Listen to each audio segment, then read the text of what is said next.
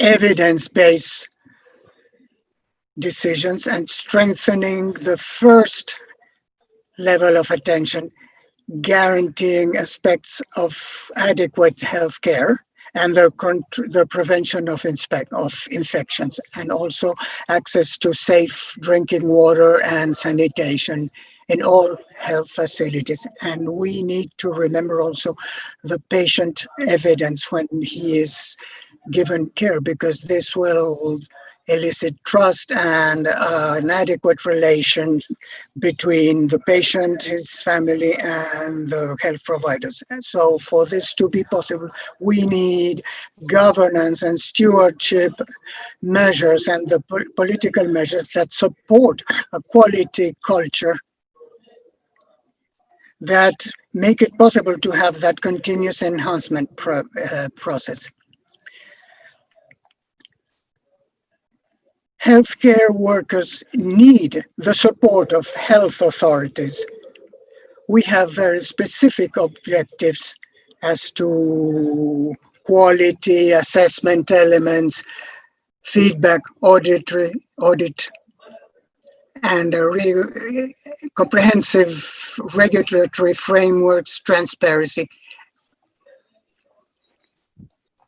Finally, but not because of this is less important, we have to give appropriate treatments, because we have to have strategies that will concentrate on the objectives of the plan of action. We have very specific commitments with public health expenditures, and we need the necessary resources to render quality care.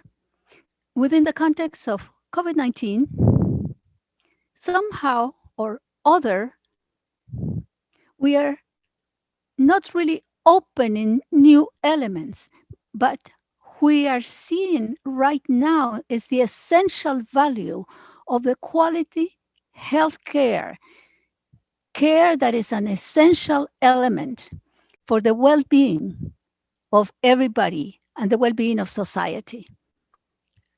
This, of course, is a joint effort of all health workers for the safety of patients.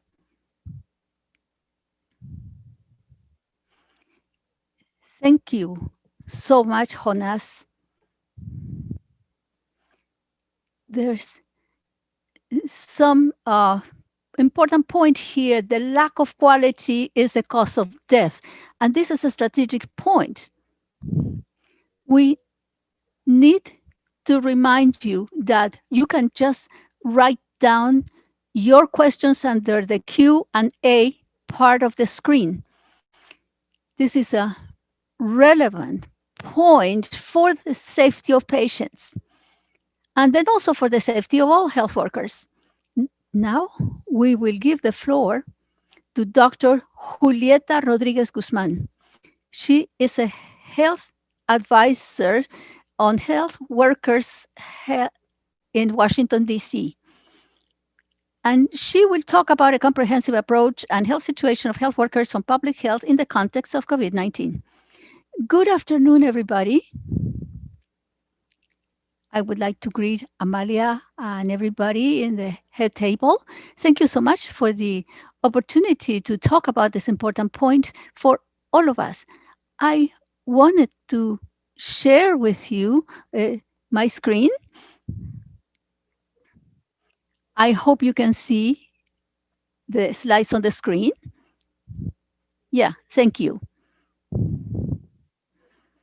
In this presentation, what we want to underline is some very important elements that have to do with health workers, safety, and we need to remember that occupational health was appropriately defined in 1950 as occupational health that should aim at the promotion and maintenance of the highest degree of physical, mental, and social well-being of workers in all occupations, the prevention amongst workers of departure from health caused by their working conditions.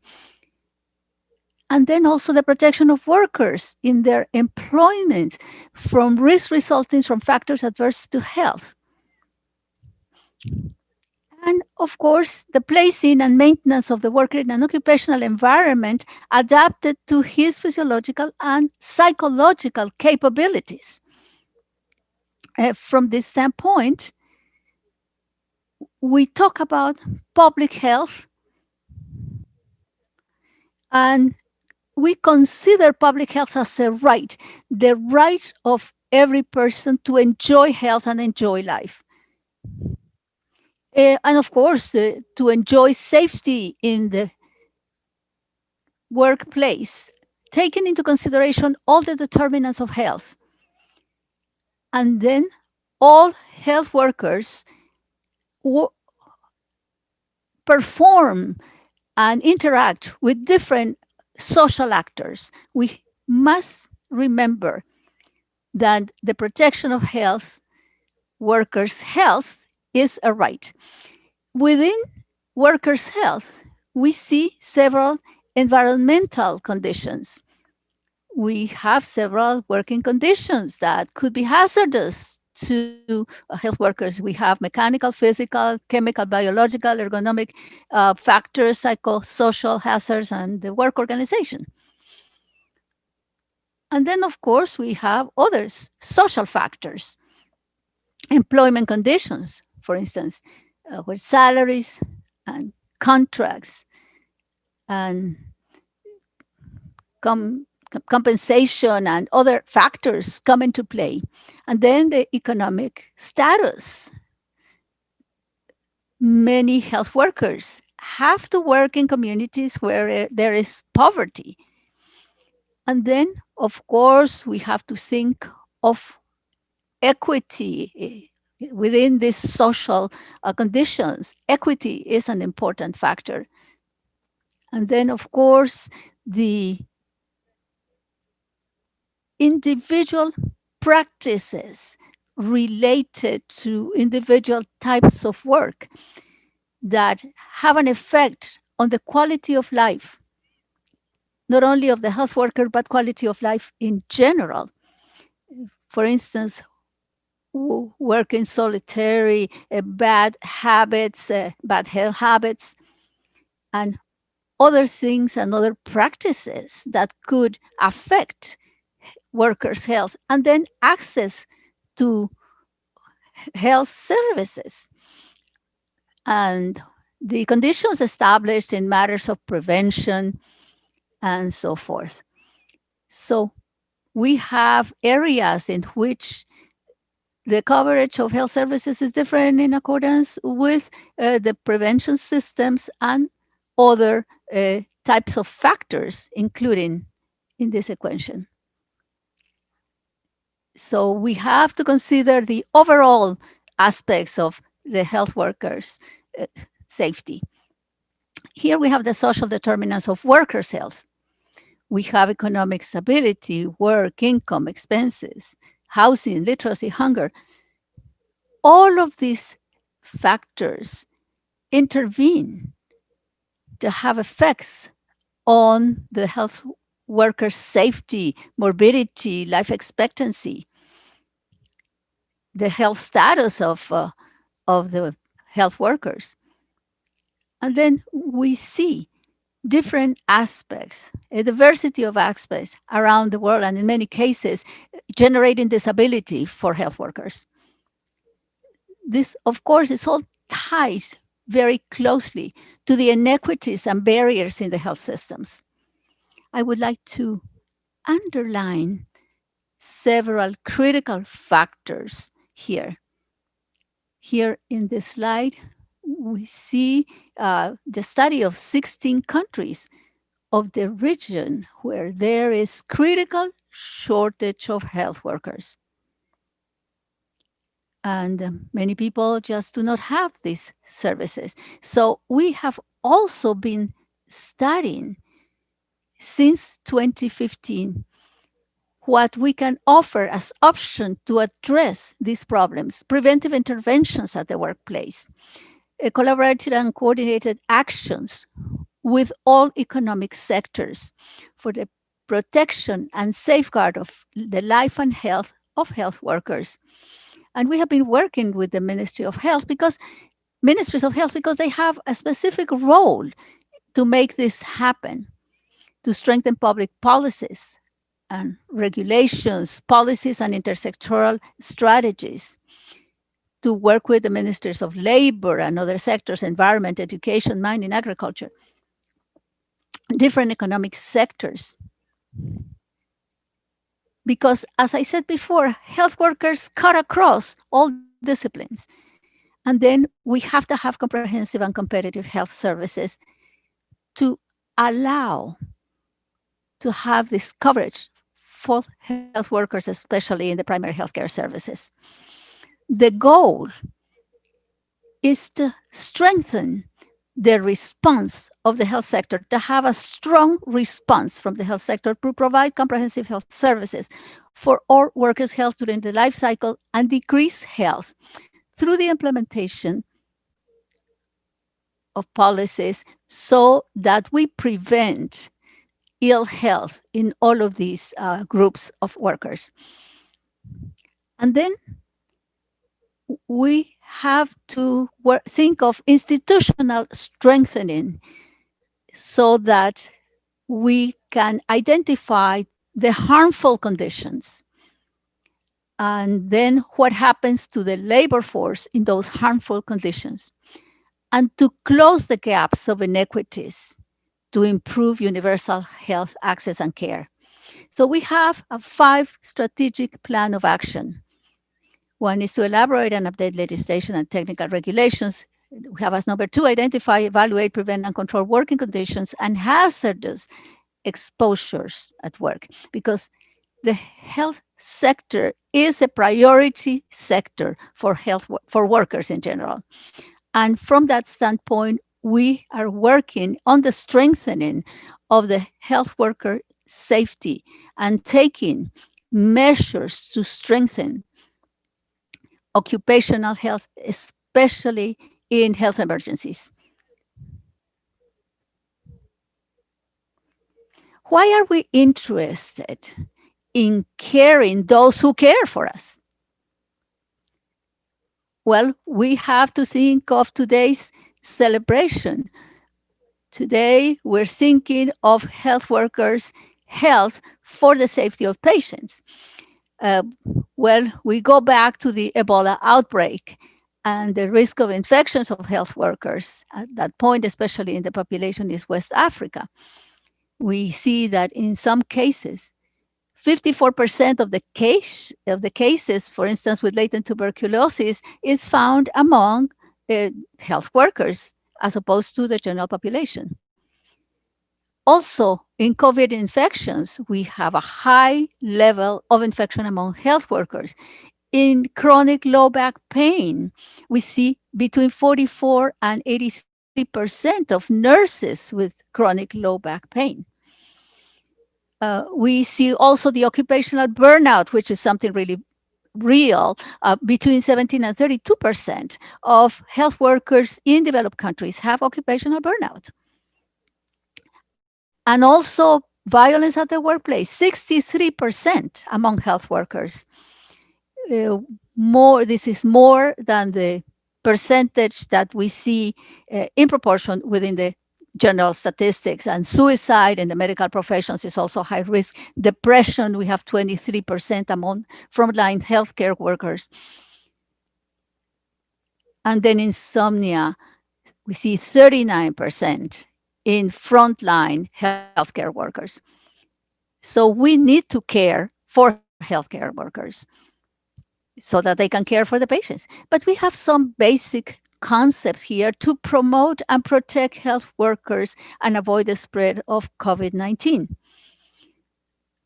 We have to think of the spread of the disease, the determination of risk and exposure at work, and the consequences of the epidemic in the workplace. We have to think of absenteeism, and we have to think of retirement. We have to think of all of these closures of services, those are consequences of the epidemic at the workplace. Also, we have to prepare a response plan to the epidemics in the workplace, following the instructions of health authorities, determining the risk of occupational exposure levels for the workers. We know that healthcare workers at the first line of attack are the ones that are exposed to the presence of all of these aggravating factors. We think of the high risk patients that come to the services, and also health workers are at high risk. We have to determine also the presence of non occupational risk factors. And here is where we can think of social distancing when we are thinking about the precautions that we should take. We have to maintain all of these measures because we have to be proactive in all of these activities. And then the activities to promote and protect health workers' health and avoid the spread of COVID 19. We have several sets of actions. We have to implement basic measurements at the workplace, define a strategy for early detection and isolation of the health work, and implement control measures at the workplace. And some fundamental issues, some key issues, we have to identify incidents and follow up. We have to observe the asymptomatic workers, track and screen systems, thinking that somehow or other, even health workers have to think of return to full-time work in their own environments as depending on the situation. And also we have to think of chronic cases of illness and to conduct appropriate surveillance to make sure that we have all the information updated and to review the programs accordingly. Today, we we launched a policy brief for national programs for occupational health for health workers. And we had been talking about this for about 2 to 3 years. But today we have launched this policy brief. And basically, we're concentrating on the protection of health and safety of health workers, medical professionals, just to make sure that all health systems work appropriately and that occupational risk associated with health workers' jobs are dealt with to ensure that health workers' health has a priority within our plans. And then to make sure that comprehensive health programs take into account health workers' safety and are included in all occupational policies to make sure that we implement these measurements. So this is the way we have outlined the programs, the national programs on occupational health for health workers. We have 13 building blocks for national occupational health programs for health workers according to the WHO ILO strategy. We have some mechanisms for implementation, and we have to make sure that work with responsible authorities, that we work in collaboration and participation of the different levels. And then at the national level and the subnational level, we have to work in enforcement with institutions and inspection authorities with the collaboration and participation of all the national and facility levels to make sure that we have an inspector authority that regulates compliances and occupational health services. There are many of these authorities that have been in existence for the past 50 years. But we have to have occupational health services targeting health workers. We have to also work with the accreditation of healthcare facilities, establish financial mechanisms, and also benefits for injury and occupational health of these workers. Also, this second part is new, which is the tool for implementing this strategy in healthcare facilities. I go through it very briefly. Julieta, your time is off. Here we have a preparation, introduction and preparation, some appointments with facility managers, how to use this checklist, and then how we can prevent risks, and especially how can we prevent physical risks for healthcare safety. So this is important because within the evaluation and monitoring framework, one of the indicators is the percentage of countries that have occupational health safety at the national and subnational levels. And we have conducted some surveys to gather this data. And the other new product that we have out of here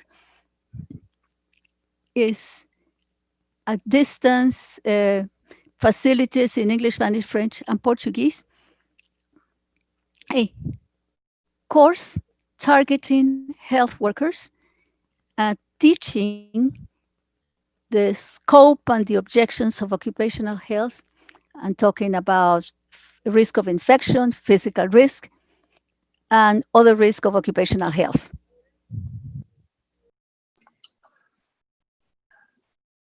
One of the very important key elements is the response in the acute phase.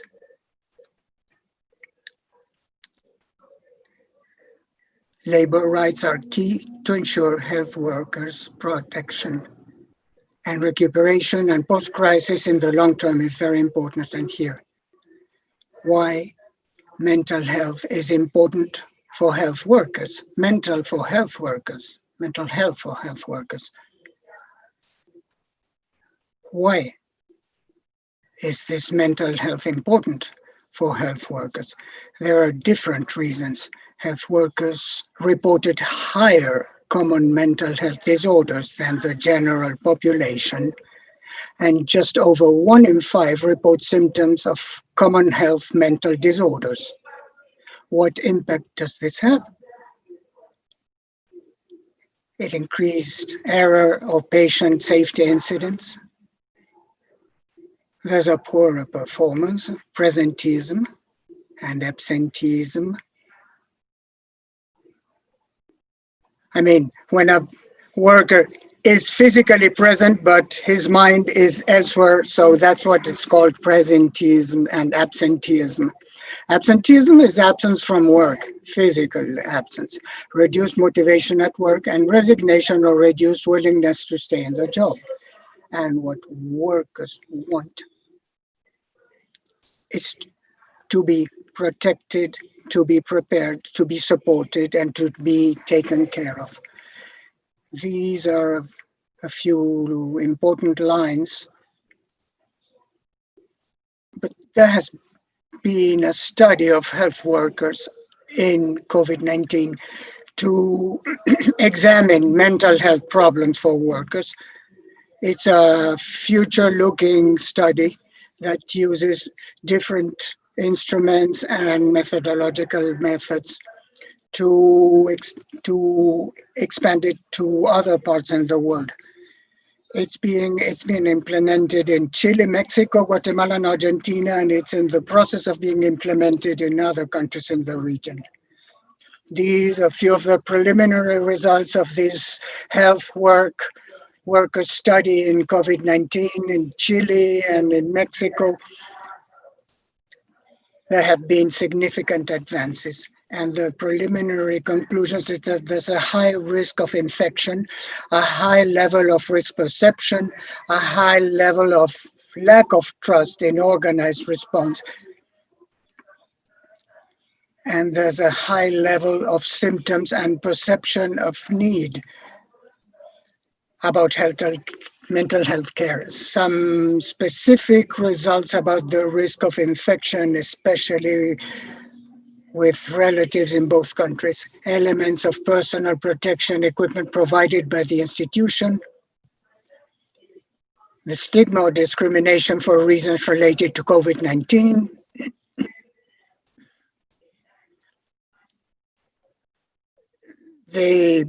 This slide gives the idea of confidence in the measures taken in Chile and in Mexico.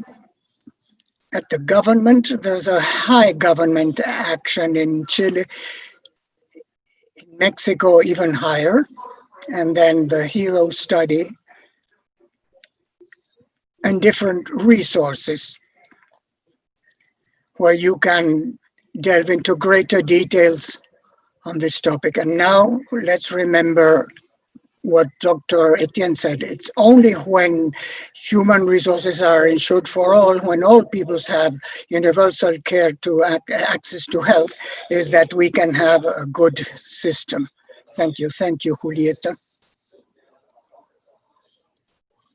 The safety of workers. Workers are key actors and also are the most vulnerable. That was clear in the presentation. There will be a small change in the order of panelists.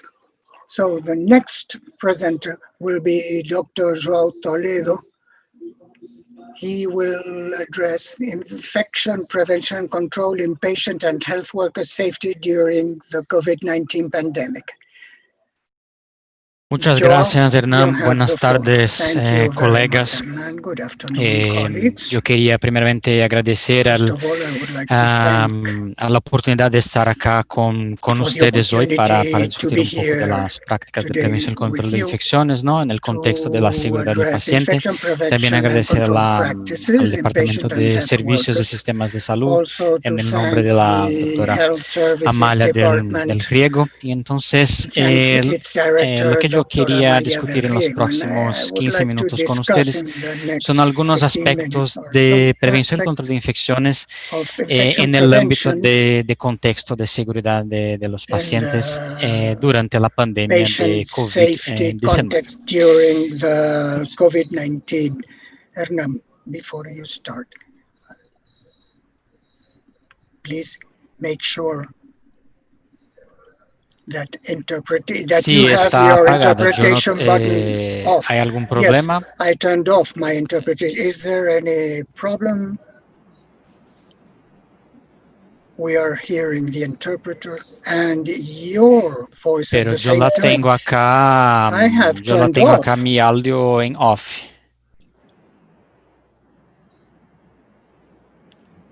And you're in the floor? Yes. And my interpretation is off. ¿Yo puedo seguir? Sí, está bien. Can I go on? Solo confirmar acá si estoy en el floor y estoy con... Yes, I'm on the floor. Con el audio en off. And I'm with the audio in off. Is that it? Bueno, cualquier cosa ustedes me interrumpan. You can interrupt me if yo quería necessary. traer acá para ustedes, ¿no? Cuando estaba preparando esa presentación para discutir sobre aspectos de prevención y control de infecciones y aspectos de calidad de la atención, encontré acá ese artículo que fue publicado en 2001 en el ámbito de la cuarta conferencia de calidad en servicios de salud y el ambiente hospitalario por CDC, ¿no? Sobre algunas perspectivas relacionando aspectos de prevención y control de infecciones, seguridad del paciente y la mejoría de la calidad, ¿no? Y la autora de ese paper pone que una epígrafe sobre diciendo que el tiempo cambia y nosotros tenemos que cambiar con el tiempo también, ¿no?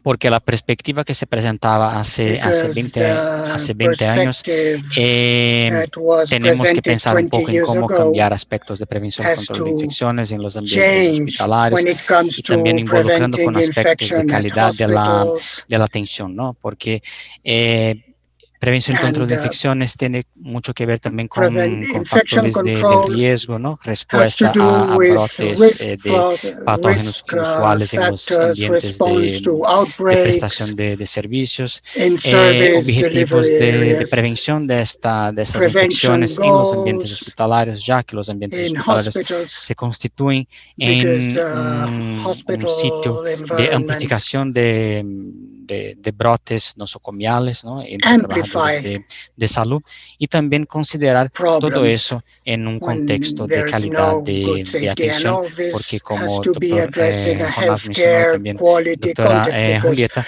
todo eso va a estar involucrado con aspectos de salud ocupacional, ¿no?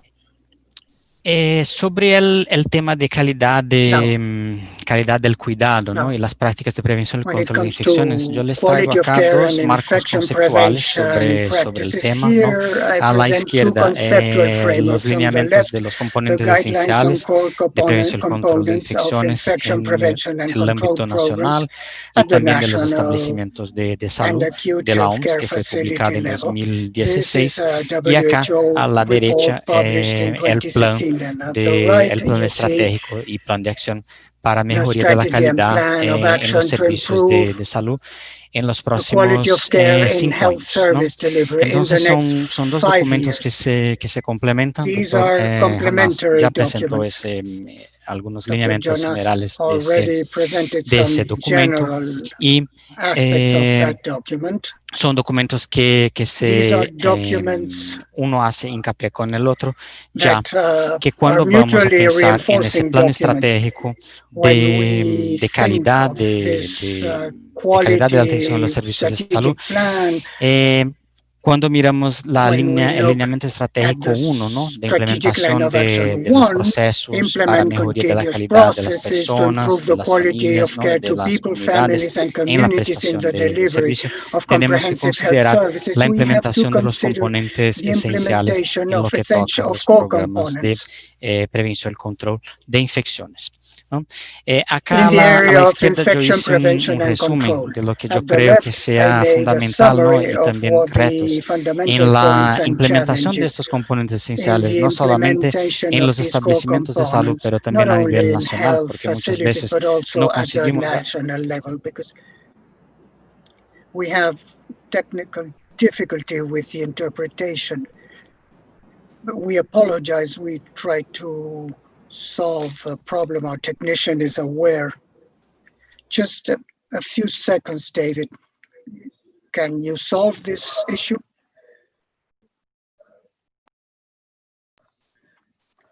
A suggestion, Joel.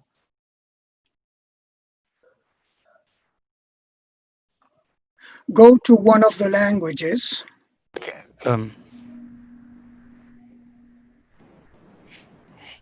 Yo no tengo esa posibilidad acá. Lo que yo tengo es off English y Spanish. Y mute original audio no me sale. Audio. I don't have that. Please choose the Spanish then. Hello, can you hear me? Yeah, now we are okay. 1, 2, 3, testing.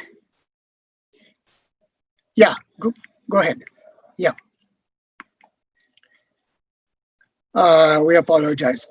Go ahead, Joe. We will give you a couple of extra minutes. 10-minute discount to start. No, joking. I keep in the Spanish channel then. Yes, I understand. That's okay. Yeah. I'll reshare my screen.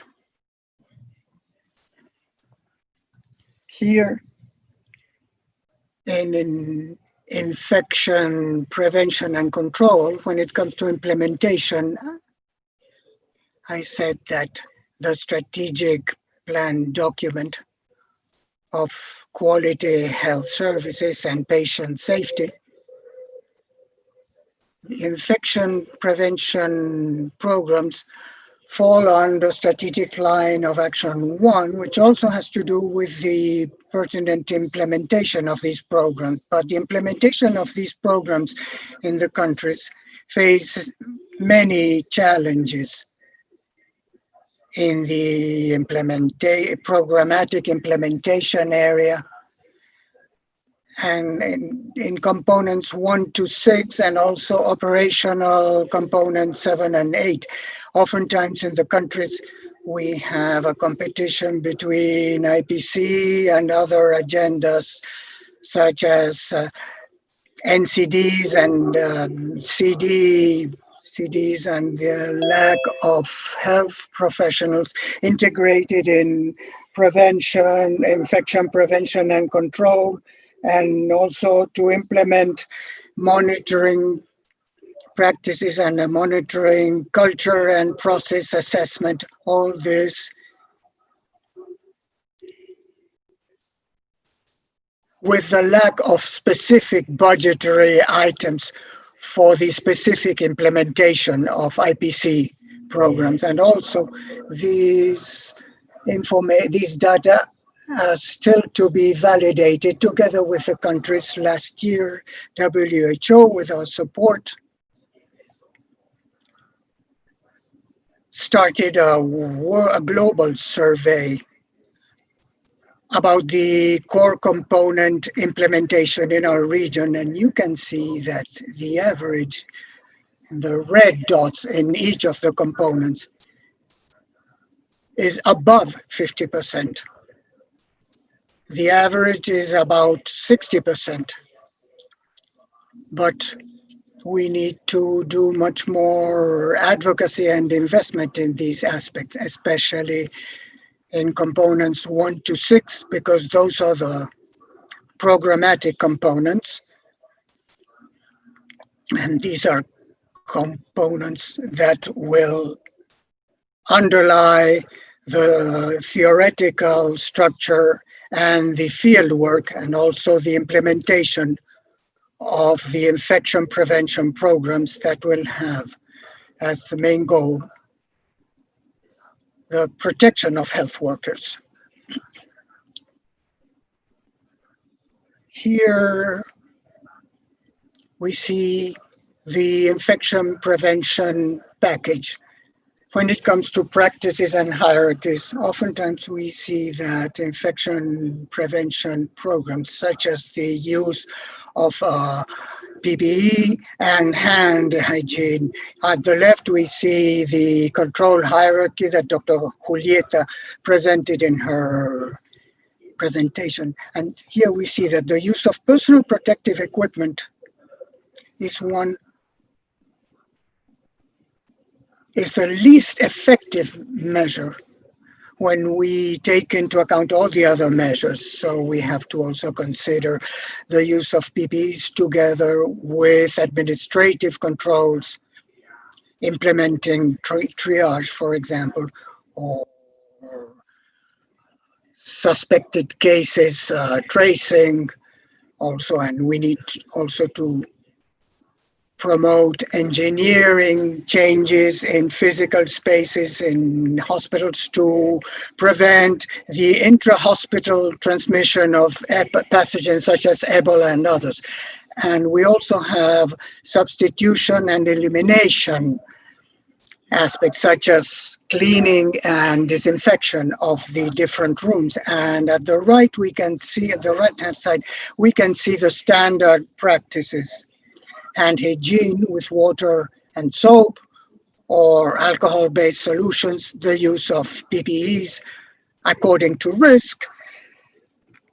And then in the context of COVID-19 and other respiratory diseases, we also need to include hygiene, respiratory hygiene or cough etiquette, safe injection practices, sterilization and disinfection of medical devices, and also the cleaning, the hygiene of different rooms, environmental control. All of this has to be considered such as a group of actions with the goal to reduce the intra-hospital transmission of emergent or multi-drug resistant pathogens. Now, the health worker safety in the COVID-19 context, we would have never thought that we would have to discuss, for example, the reuse of PPEs. However, that did happen, whether for difficulties in accessing these PPEs, or a non-rational use of these PPEs, or an inappropriate use of PPEs. So there are different PAHO and WHO documents about how to optimize the use of PPEs available by minimizing the use of PPEs appropriately, and the decision makers as to buying PPEs, that they should coordinate this adequately to have a good supply chain. Now, beyond the appropriate use of PPEs, here I tried to put the PPE use in the context of core components, and mainly with a focus in the multimodal strategies, that sometimes there are difficulties in their implementation. Education and application during service and during service provision. We always need to consider the use of PPEs, considering also the adaptation, implementation of guidelines for the use of PPEs, the inclusion of other health workers, because oftentimes we see that some doctors or nurses, and that we only consider them only, but there are other health professionals involved in the provision of services. About multimodal strategies, and we have to indicate areas of isolation, and we have to explain to the health workers how to put on the personal protective equipment appropriately. And then also how to use these equipments in quantities that allow proper care in the health services. We have conducted a systematic review this year about the barriers and the facilitators to healthcare workers' adherence with prevention and control guidelines. And then the summary is that many times these guidelines do not include all health workers. So there are some difficulties in conveying this part of our knowledge, and also lack of training at the level of the health services as to how to use all of these equipments in accordance with the mode of transmission of the different diseases. Another concept that we have here, which I think is very important, that has to do with the safety of healthcare workers and also with the safety of the patients. That is our target populations, the patients, vis-a-vis the health workers. And then this is very important because many times the health worker turns into a patient. So we have to conduct systematic reviews on the use of masks and within the concept of COVID-19. And this review was just published. And it shows the available evidence up to today. And this, of course, emphasizes the use of masks not only for the protection of patients, but also for the protection of health workers and the population in general. We have to think of the key concept here: respiratory protection of the healthcare workers. And that's a priority. And not only that, but also source control cases, patients, exposures, exposed people, etc. When we talk about respiratory protection, we think that that is a simple concept. We don't have enough time to discuss all of these issues. We're talking about N95 mask and other type of mask that have been distributed to health workers. But if I go to implement a type of policy, what can I offer to the population in general? And what can I offer so that cases that are already infected do not propagate the infection more? Do we suggest cloth masks? Well, we have to think of all of these things related to masks, how we implement things. Many times things stay on paper. But we have to think of making these inputs available and sending a clear message saying that through the use of masks and through the use of these among the population, many people have a false sense of safety and security. But we have to present this within the proper package of hand washing, social distancing, and so forth.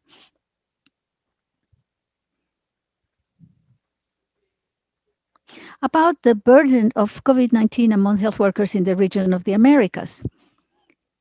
I would prefer not to singly list the countries here. We know that there are many cases of underreporting in some countries. So I'm just giving a general figure, what we have up to date. In our region, there are approximately 15 million cases of COVID. And this is what we have in our database. Out of these, 627,000 cases in health workers, approximately 2,500 deaths. A region in particular shows a social demographic profile of health workers. We show women between 30 to 44 years of age. And this age group does not differ much from other studies. And we also know that work in health settings is a source of occupational risk for infections. In the case of COVID-19, we have several considerations here in the WHO document. We see late recognition or suspicion of COVID-19 in patients as an occupational risk. Patients showed up with acute respiratory disease and symptoms. We see this in emergency departments, and we see extremely lengthy times of work, periods of work in emergency departments, lack of personal protection equipment. And of course, you know, we have insufficient training, suboptimal hygiene, lack or improper use of personal protection equipment, and so on. So since my time is short, I will just go to a suggestion for the countries. It is important to study more in depth the burden of COVID-19 vis-a-vis the health workers. And this is a protocol for research for the evaluation of risk factors in COVID-19 patients. You will have this presentation later on, but you can check this link because it is important to know why health workers are becoming ill by COVID-19. Finally, we have the quality of care in health service delivery that depends on the health workforce. And also, we have the implementation of WHO IPC Core Components, which is vital to maintain resilient health services with the provision of quality care and guarantee a safe and decent environment for both health workers and patients. Thank you very much. Thank you so much, Joao, for your presentation. This is very clear. We know that this is important for healthcare workers and for patients. Talking about the framework of the pandemic and the lack of personnel and the management of human resources, we see that this is a really important question. Please continue to send your questions to the Q&A part of this. And now we will give the floor to our last panelist, Dr. Mali Cho. She is a regional advisor on health workers, health.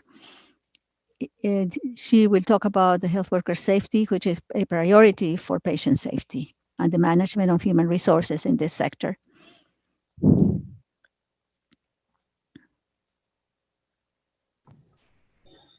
Muy buenas tardes, espero que me estén Good escuchando. afternoon. I hope you Antes que can nada, pues hear mis me. disculpas por Above all, my haber causado el apologies inconveniente del for cambio de agenda. having led you to Son a change in situaciones que se le schedule. escapa a uno del Sometimes you have control. situations that are out of your Quisiera control. agradecer por I el would like espacio para to poder thank you presentar el for giving me the componente space de to present gestión the de management los of recursos humanos en salud health, y la seguridad human del resources for paciente health and dentro de patient lo que es safety el within the contexto context de of la respuesta de los países a la COVID-19 and the pandemia response of de the countries COVID-19. to this pandemic. Congratular por la I would decisión like to congratulate the dedicar countries el Día for the Mundial de la Seguridad del decision of Paciente al dedicating this World fortalecimiento de Patient este Safety Day to the binomio strengthening of this seguridad de los phenomenon, trabajadores de la which is the salud como safety necesario y of health prioritario workers, para la which is seguridad de something los needed pacientes, and it is que a son dos priority for the componentes health patient interdependientes. safety. And these are two Quisiera important recordar lo components. comentado por la I would like to directora remind you de what nuestra the Organización director Panamericana de la of Salud hace the Pan unos American Health días con Organization said a respecto a la few days necesidad ago de cuidar regarding a the los que nos need cuidan, to care de for cuidar those a who los care for us trabajadores de la and the salud need to para care for preservar su health salud workers to mental y preserve their física. mental and La physical seguridad health. del paciente Mali, y just a second, please. Please. Can you elect a language, please? In the interpretation. And then please put mute and then select original outlet.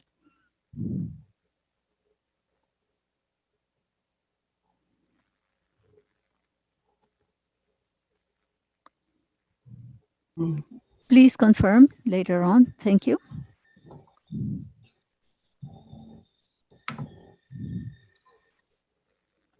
This shows that we are broadcasting direct. No sé qué está pasando. I don't know what's going on. A ver, voy a parar, sí, Go voy a down to the parar bar. el compartir la pantalla. I will stop Yo sharing the tengo screen. off en las I have interpretaciones, off for the interpretation. Please select Spanish. And now continue. Can you confirm that this is okay?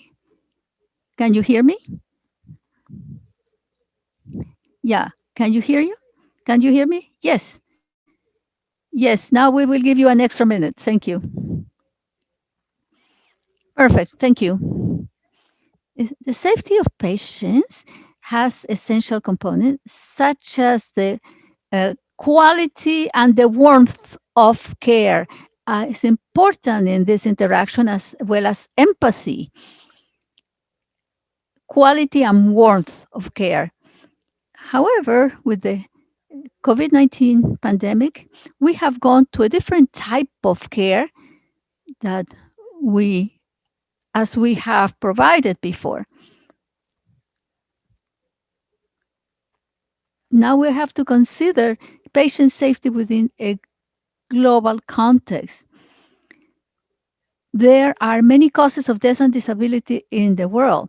We have seen many adverse events because of this problem with lack of safety. Approximately 10% of the patients in any health institution have the possibility of having adverse events in the care of patients. Most of these adverse events are preventable. The common denominator of these key points is that in the background, we have health workers providing health care, and then health workers themselves should have working conditions that allow for the prevention or avoidance of these risk factors.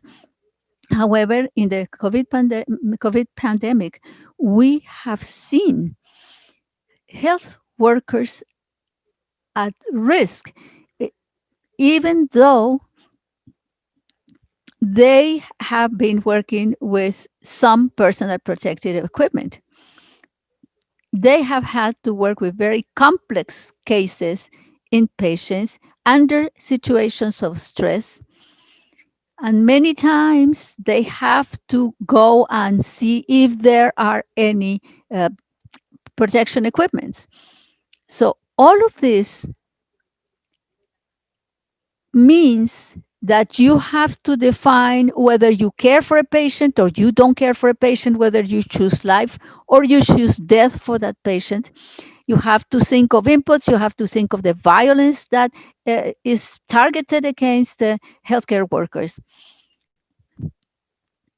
This is somewhat of an unknown topic, but we have to know that all of this problem of violence against healthcare workers has been exacerbated during the pandemic because the patient is isolated from the family, and then the only person that follows up the patient is the healthcare worker.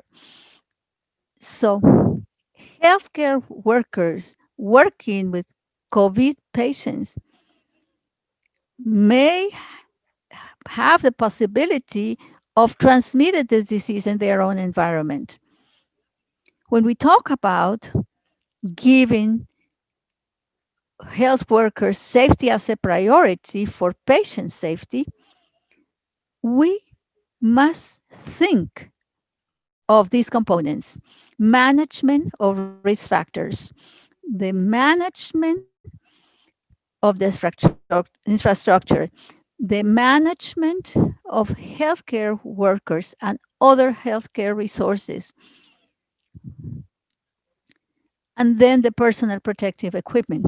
That is what I see as a chart.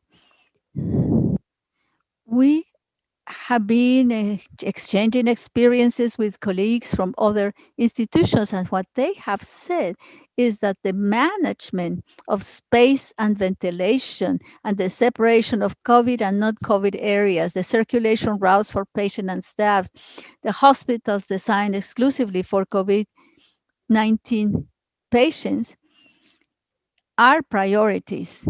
And all of this has led to the reduction of infections in healthcare personnel. Also, the efficient use of PPE.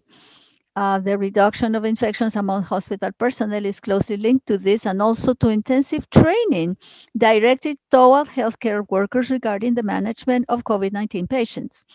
So if we focus this on management of healthcare workers in health as a priority for patient safety, we have to consider that it is very important to have an adequate number of staff members, and that the ratio of healthcare workers to patients or to the number of patients should be adequate and reasonable.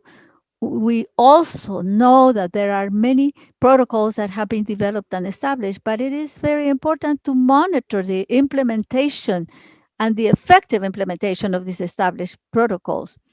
There are many courses available and many resources to follow up on these protocols, and we consider this is essential because we have to make sure that people and the healthcare workers have absorbed this knowledge. We have to have a follow-up and monitoring of healthcare workers at the healthcare workplace to see if they show any signs of infections and what vaccinations there are in place and so forth. And I would like to share with you some responses from the countries to COVID-19. Most of the countries have a chronic deficit of human resources in health. In accordance with WHO estimates, we believe that there is a gap of 18 million healthcare workers, and there will be a gap by 2030 to be able to attain the Sustainable Development Objectives set for 2030. However, to be able to respond to COVID, we have to have an expansion of health services through hospital beds and the capacity of the ICUs. Especially also, we have to work on the expansion of public health activities. I don't know if you're listening me well or not. Don't worry, Mali. It's a little bit cut, but your content is there. Your content is coming through. Yes, I just wanted to tell you that the countries, in order to be able to respond this chronic lack of human healthcare resources, we have accelerated the graduation for last year's students or residents from health-related careers. We have also worked on contracting new healthcare workers, both temporary contracts with the possibility of extension and others. We have increased the number of permanent posts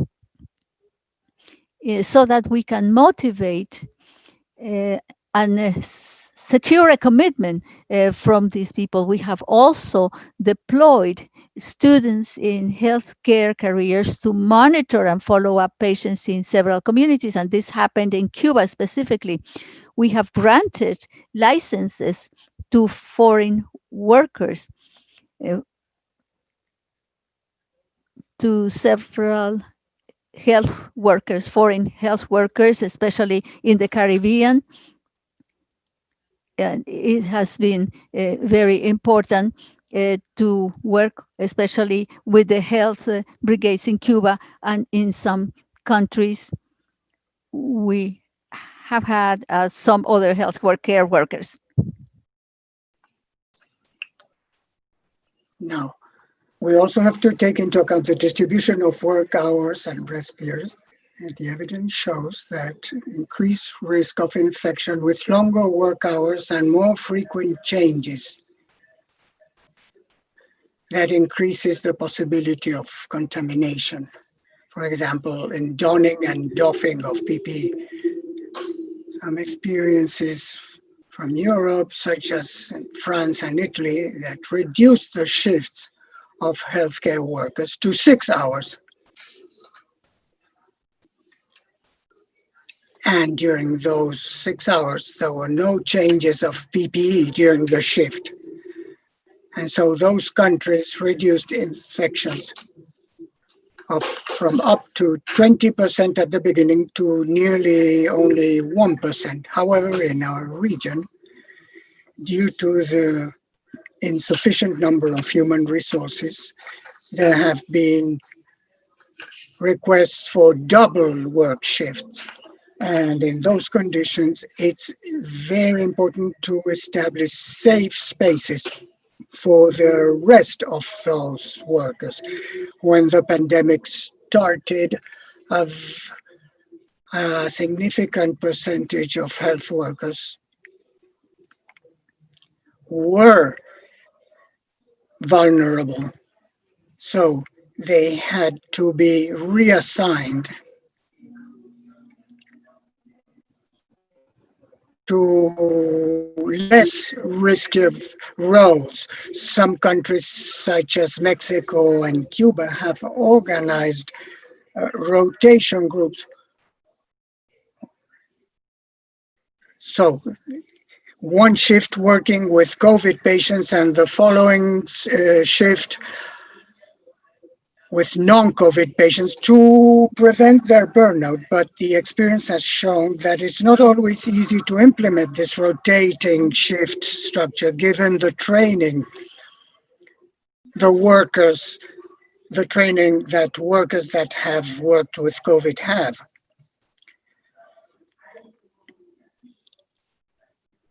There's a gap that continues, the multi-employment, which is established in many countries of our region. On the other hand, some countries have worked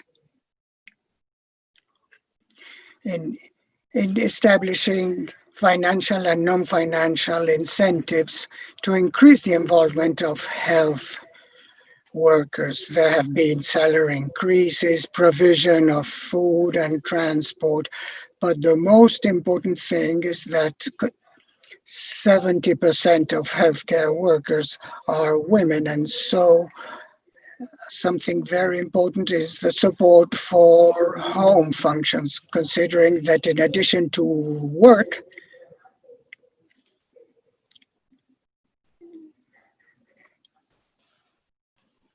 in the care of patients, they also have other obligations, the women workers. They have other obligations at home.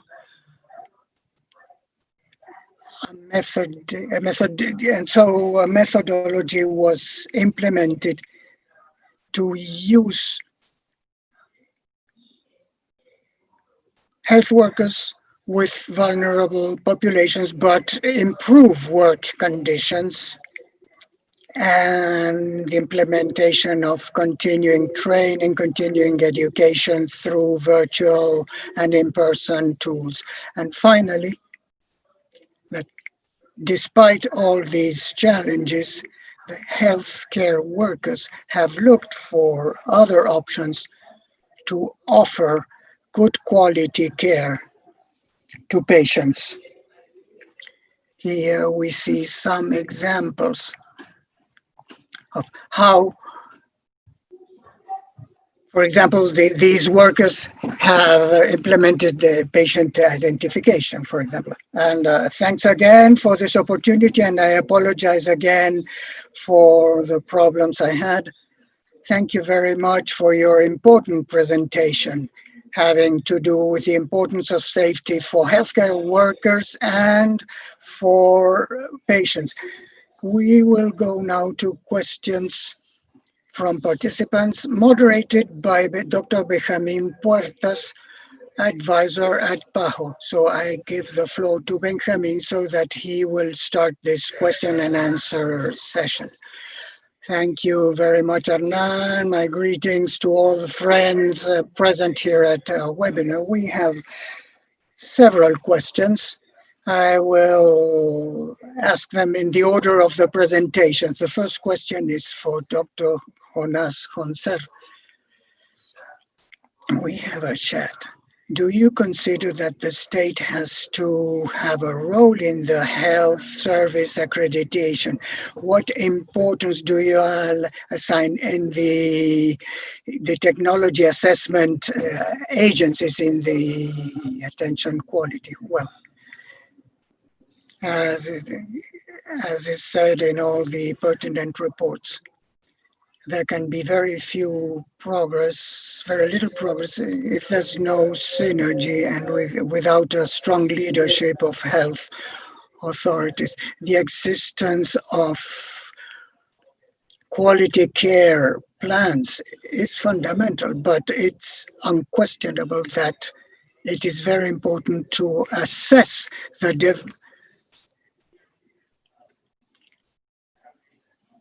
development and the work, the implementation of work with enabling processes and certification and processes, if these are comprehensive, they can give a stewardship support with enough resources, but from a sustainability perspective, technology assessment agencies have a historical background, an important historical background, and if this is not integrated to the decision making, we would not be taking advantage of their fundamental importance for implementing best practices and to make decisions based on scientific and ethical knowledge and in the context of each country's reality. So I want to emphasize the importance of the role of government and particularly of health authorities of having that stewardship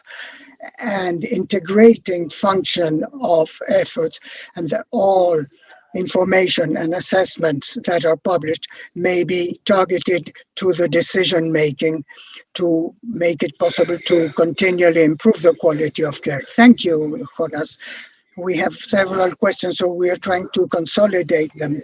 There's a very brief question. It's not very clear whether COVID-19 infected for Dr.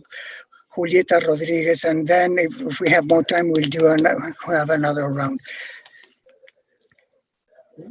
Would COVID-19 infection, should it be considered as a work-related infection? And from El Salvador, one of the problems of health workers, in addition to the poor PPEs, is the long hours of work in ICUs, taking care of COVID patients. Do you have a study or an analysis of this risk of disease and death of health workers? Go ahead, Julieta. Please be brief in your response so we can make the largest number of questions. The first question is relatively easy to respond.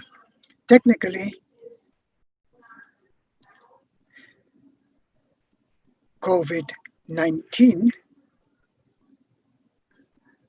exposes health workers to the risk infection.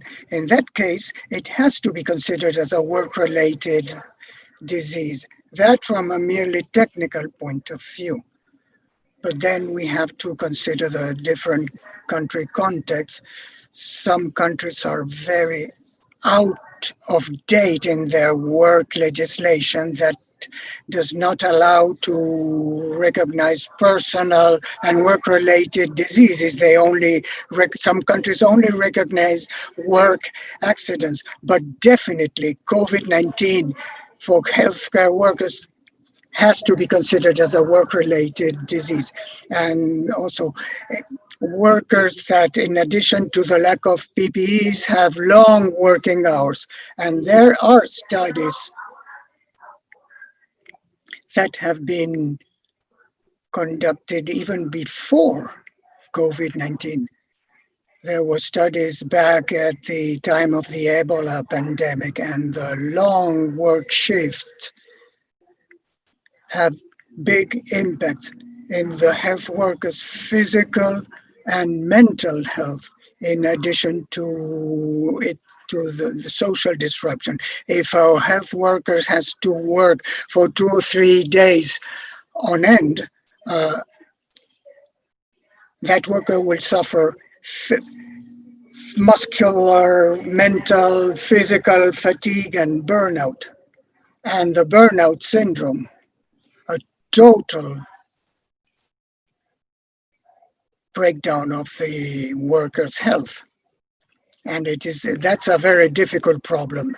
So there are two other components that come into play, because unfortunately we have to also consider stress and anxiety. So there can be burnout plus stress and anxiety episodes, and also depression. So there's a lot of evidence, and the ideal thing would be to have good administrative controls with well-designed work structures, with workers having enough time to rest and to recover from their work shifts. Gracias a la doctora Thank you Julieta for the Rodríguez. question. Thank you, Dr. Julieta Rodriguez. We will ask a question to Dr. Joao Coledo. We have several questions having to do with PPEs, but I will consolidate them in a very few words. Are there health reports with the use of PPEs, choking, arterial hypertension problems? Is there a recommended use for PPEs? And a global question: what would be the fundamental aspect of the implementation of fundamental aspects in the prevention of infections in the countries? Dr. Joao Coledo, thank you very much for the question. Starting with the last one about the implementation of essential core components. One of the implementation difficulties of these core components inside the countries is advocacy for IPC and the unavailability of a commitment to implement those policies, having as goal to ensure health worker safety and also provide a better quality in care. This would be the subject of a specific discussion on core component, but it would be about, in a nutshell, it has to do with advocacy and governmental support. When it comes to the use of PPEs, I will put in the chat some links to some PAHO documents about PPEs use, reuse, and rational use. There are some interesting WHO and PAHO lines of actions about which PPEs can be reused and what options are there in that respect. I am not aware about any studies about quote-unquote adverse events about PPE use, but I'm sure that there must be reports and bulletins about dermatitis and allergies given the inadequate use of PPEs. As to other aspects, if there is a causal and effect relationship in the use of PPEs. Thank you. Thank you, Dr. Joao Coledo, for your response. I will consolidate questions for our last presenter, Dr. Malicho. Who are the health workers that are vulnerable and what can be done to protect them?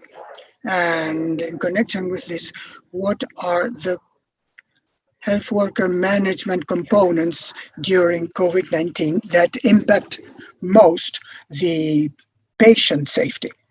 Go ahead, Dr. Choi. Thank you very much for the question. To respond to the first question, having to do with the most vulnerable group of professionals in the COVID pandemic, there have been different studies conducted in different places and institutions and countries. For example, in Africa, it was a study covering all African countries. The health staff that was most infected is the group of nurses, first nurse paramedics, then nurses, and then doctors. And in Costa Rica, the group that had the greatest number of infection was the administrative staff receiving the patients. And why these groups are the most vulnerable? For several important reasons. One, because they are the health workers that have more contact and more exposure time to patients. And secondly, they are the group that needs a much more enhanced training about knowledge application and monitoring about the application of that knowledge. As to the second question, what would be the management component that would be important for, say, patient safety? One very important thing is to have enough number of health workers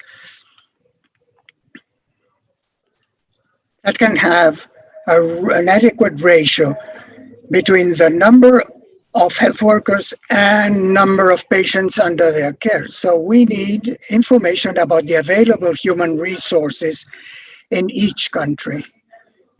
And there are other components also. For example, the capability to acquire knowledge and to monitor that knowledge in care, the application of protocols. We know that there are many protocols, but how are being applied, those protocols being applied, that follow-up and monitoring is very important. And there's also the implementation or the application of knowledge and the monitoring of that knowledge, not only having had courses and trainings, but also to ensure that that knowledge is being applied. That would be my response. I don't know if I responded adequately. Thank you. Thank you, Dr. Malicho.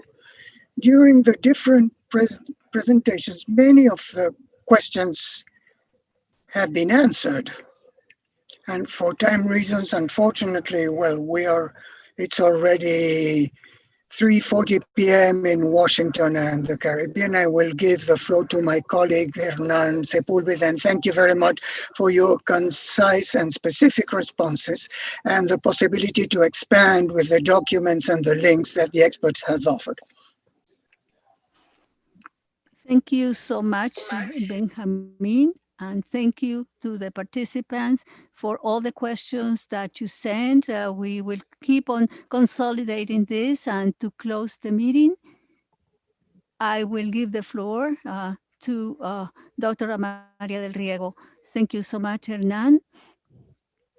Yes, it was a very enriching session. I very briefly would like to summarize a few points just to know what are the take-home messages. We will continue to debate this, but something that it comes out very clear is that the COVID-19 pandemic again has shown that in this region, perhaps in the entire world, there's an enormous gap in human resources for health. And definitely within the context of the pandemic, this is more evident. This gap is more evident, not only in human resources, but also in the distribution of these human resources. I think this is a very important element that we need to consider, because within the concept of the pandemic, the countries have made tremendous efforts to be able to expand their response capacity. And then this has had implications in the use of human resources. Of course, we have several lessons learned. We will continue to apply these lessons. And as we see here, it was good to touch upon the topic of human resources after Joao's presentation, because in reality, we are talking about what we see at the micro level, at the community level, at the service provision level. When healthcare workers face all of these challenges. And this, of course, has very important implications from the standpoint of policy and management at the level of the countries and the interventions by health authorities. So all of this is totally and closely linked, because every time we talk about beds, we talk about human resources. And then let's think that every time that we talk about the weight of the pandemic, it not only affects human resources working at the hospital level and with critical patients, but also those who work at the rest of the health services settings, and especially the first care, primary health care level.